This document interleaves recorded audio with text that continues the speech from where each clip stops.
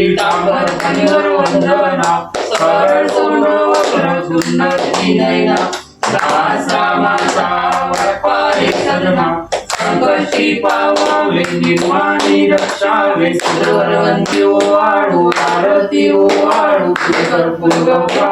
जय देव ओवाळा ओवाळा माझ्या सद्गुरुराणा माझ्या सावळ्या राणा पाचाही तत्वाच्या